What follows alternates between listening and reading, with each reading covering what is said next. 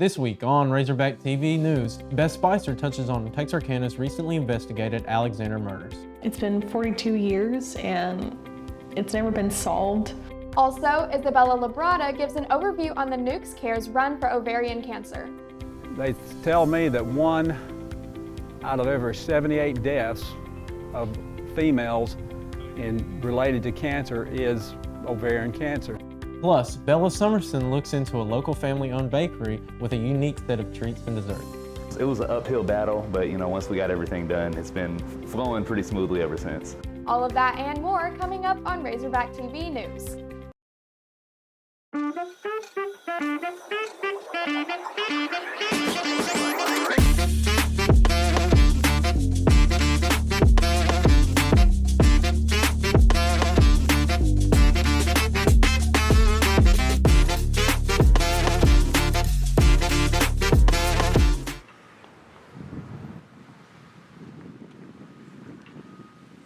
Welcome to RTV News, where we tell you when, where, or why things happen. I'm Bella Summerson. And I'm Alex Sexton.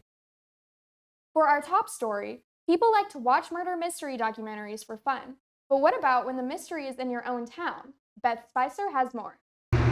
Since 1965, there have been over 900,000 homicide cases reported here in the United States.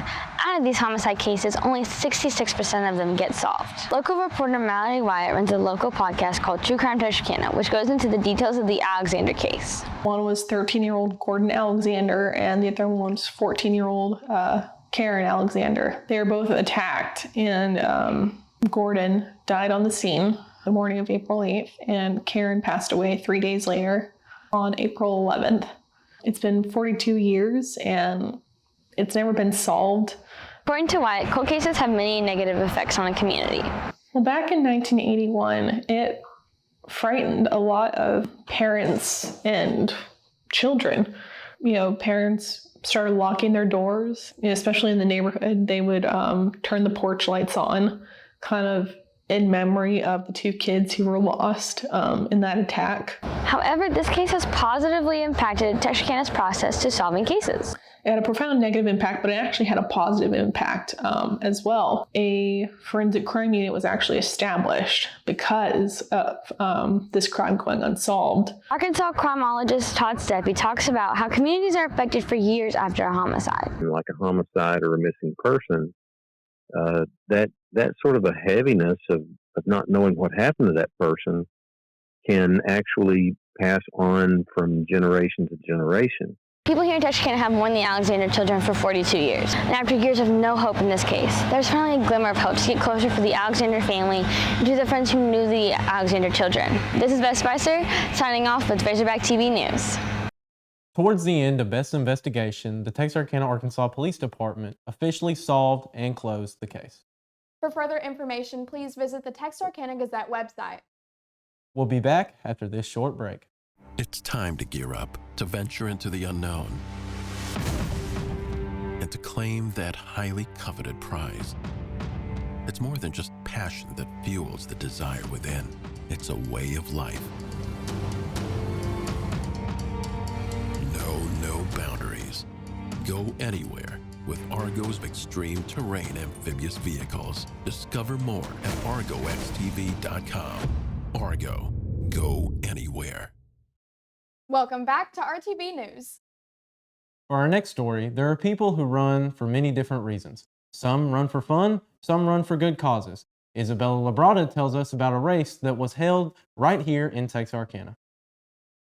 On Saturday, September 16th, Nukes, a restaurant in Texarkana, held an annual race for ovarian cancer research. A co-franchiser of Nukes speaks about the backstory of why Nukes supports this cause. And this race is very close to Nukes. Our founder's wife, Lori Newcomb, died of ovarian cancer in 1919. They tell me that 1 out of every 78 deaths of females related to cancer is ovarian cancer. So it's very important to us to sponsor this. The race had supporters from employees who works at Nukes to families who suffered loss and survived ovarian cancer. I've always went to Nukes and saw, the Lori, I think is her name, that, but of course I never had it, so I thought, oh, she had cancer, but But then last year, when I had ovarian cancer, it sort of made more, you know, because it's a cancer that, I'm crying, okay.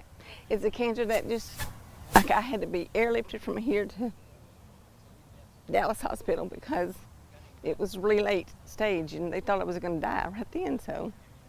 Stephanie Hawkins suffered the loss of her daughter and does her best to come every year so she can support the research of ovarian cancer. My daughter passed away from cancer, so I come out to runs every year to support cancer research and to help other people with cancer. There are even employees at Nukes who are moved by the cause and come to show their support. I just wanted to show support for ovarian cancer research and come support Nukes today. Employee support does not falter, even when they don't have a direct connection with the cause. Personally, I do not, but I've met a couple people who came through the store who shared their testimonies, so that's why I'm out here today. Jonathan Colson, the general manager at Nukes, has an overall goal to just bring awareness to this cause and continues to do that through his job. To bring awareness to ovarian cancer and the struggles that people have with that, and to raise money to help fund research. For Razorback TV, I'm Isabella Labrada. I've always wanted to support these causes, but I hate running. Yeah, I do too, even though I can do it, but that's why I like doing the walks too, you know? Next, Texarkana is full of mom and pop shops all over town. For this story, I personally visited a local bakery here in town, trying sweet treats and seeing how the business flows. Cake House, one of Texarkana, Texas's local bakeries, opened in February. This broadened the perspective of desserts for all Texarkanans. In many instances, starting a small business can be difficult, but hardships don't stop the parents of Cake House. There was a lot of stuff that we had to get together. There's a lot of stuff you have to do to, get your permits and get everything with the city right. It was an uphill battle, but once we got everything done, it's been flowing pretty smoothly ever since. Past the difficulties comes benefits. Cake House has had a number of achievements. A lot of people say that this shop doesn't look or feel like it belongs in Texarkana, so we just kind of want to spread the love as far as we can. Not coming from a chain has allowed the bakery to add a creative touch to their treats. We just try to really be the dessert destination, like anything that you can think of that you may not can get anywhere else. You can probably come here and we can make it happen. Every day, every time you make a recipe, you go, what if I, and you try it and sometimes it works, sometimes it doesn't. The fact that they're a small business allows a figurative and literal family bond. Our kids are actually employees here too, so you can catch them here on the weekends, and then the evenings, typically like the last hour before we close down, they'll be in here. But other than that, it's all family. For Razorback TV, this is Isabella Summerson. Finally, Baylor McClellan reviews another summer blockbuster movie with a creative style of animation. Teenage Mutant Ninja Turtles Mutant Mayhem is the newest reboot of the classic TMNT franchise. This new animated feature follows the four Turtle brothers as they hope to enter society by proving their worth by taking down the notorious Superfly, played by Ice Cube. This film takes a cue from the Spider-Verse movies and has a very distinct animation style, and personally, this is my favorite style out of any next-gen animated movie.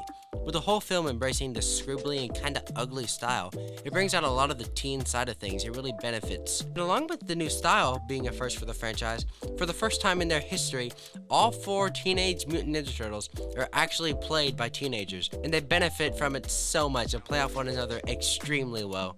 Speaking of the cast, it's completely stacked, though some of the castings are pretty weird, but most of them work. And some in the middle of the film has some weird pacing. Like, it takes a while to meet a lot of the side characters, and it takes like 50 minutes to meet the main villain of the movie, so that's a little weird. Even though it has these issues, I think it's probably one of the best films of the year. For Razorback TV, I'm Bella McClellan. I used to love the live action movies, so I'll definitely have to check this one out. Yeah, and with especially how good the movies have been in the last couple of years too, I'm expecting really good animation, really good action, just all around good. Definitely. No way you can mess up on Teenage Mutant Ninja Turtles. It's awesome. Well, that's all the time we have for today. Be sure to follow us on Instagram at Razorback TV. There you can find what's going on around campus. Also, subscribe to us on YouTube. There we have our previous shows, stories, and streams from Arkansas High Athletics. For Razorback TV, I'm Alex Sexton. And I'm Bella Summerson. Have a great day, everyone.